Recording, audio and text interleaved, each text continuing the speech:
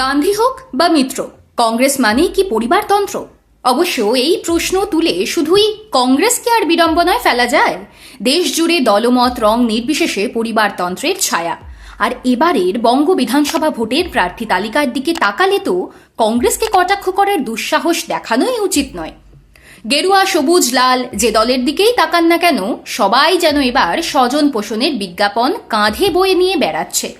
সেক্ষেত্রে প্রয়াত প্রবাদ প্রতিম নেতা সৌমেন মিত্রের ছেলে রোহন মিত্রের কংগ্রেসের টিকিটে বিধানসভা ভোটে প্রার্থী হওয়া পরিবারতন্ত্রের তালিকায় নেহাতি সামান্য সংযোজন মাত্র।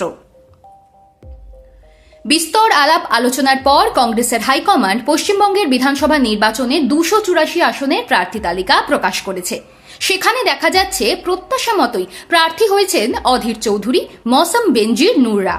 তার সঙ্গেই খানিক চমকের মতোই হাজির হয়েছেন সোমেন পুত্র রোহন। কলকাতার বালিগঞ্জ কেন্দ্র থেকে হাত প্রতীকে প্রতিদ্বন্দ্বিতা করছেন তিনি। লড়াইটা অবশ্য তার বেশ কঠিনই। রাজ্যসভায় চলে যাওয়া বাবুল সুপ্রিয়র বদলে এই আসনে এবার তৃণমূল কংগ্রেস প্রার্থী করেছে বর্ষিয়ান রাজনীতিক শোভনদেব চট্টোপাধ্যায়কে। বিজেপির তরফে এই কেন্দ্রে প্রার্থী হয়েছেন শতরূপা। দুই ফুলের লড়াইয়ের মাঝে এখানে বামেদের তাস নতুন মুখ তথা তরুণী আফরিন বেগম। 1977 সাল থেকে 2001 পর্যন্ত তাদের দখলে থাকা আসনে এবার যাদবপুরের প্রাক্তনী বাজি ধরেছে সিপিআইএম। সংখ্যালঘু অধ্যুষিত বালিগঞ্জে প্রার্থী দিয়েছে হুমায়ুন কবিরের আম জনতা উন্নয়ন পার্টিও। এই পরিস্থিতিতে রোহনের লড়াই যে যথেষ্ট কঠিন তা বলাই বাহুল্য, বিশেষত যেখানে কোনো জোট নয়, একা হাতের লড়াই। তবে রোহনের টিকিট প্রাপ্তি আপাতত খবরের শিরোনামে। বছর 5 আগে অবশ্য ছবিটা রোহনের জন্য এতটা অনুকূল ছিল না। 2021 ভোটের পর প্রদেশ কংগ্রেসের তৎকালীন সভাপতি অধীর চৌধুরীকে কড়া চিঠি পাঠিয়ে সংগঠনের সাধারণ সম্পাদকের পদ থেকে ইস্তফা দিয়েছিলেন রোহন। 3 পাতার ইস্তফাপত্রের ছত্রে ছত্রে অধীরের প্রদেশ কংগ্রেসের পরিচালনা নিয়ে প্রশ্ন তুলেছিলেন সোমেন পুত্র। প্রদেশ সভাপতি হিসেবে অধীরের প্রথম ও দ্বিতীয় সময়কালে তাঁকে কিভাবে বারবার অপমান করা হয়েছে সে কথাও উল্লেখ করেছিলেন তিনি।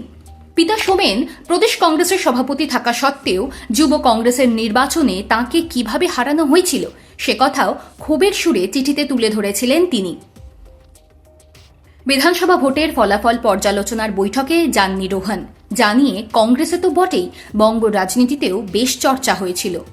রোহন জানিয়েছিলেন ভবিষ্যতে অধীরের ডাকা কোনো বৈঠকে তিনি যাবেন না, তবে দলের পদ ছাড়লেও তিনি কংগ্রেস ছাড়ছেন না, এমনটাই জানিয়েছিলেন রোহন। বলেছিলেন, আমি সভাপতি অধীর চৌধুরীর নেতৃত্বাধীন কমিটি থেকে ইস্তফা দিয়েছি, কিন্তু দল ছাড়িনি।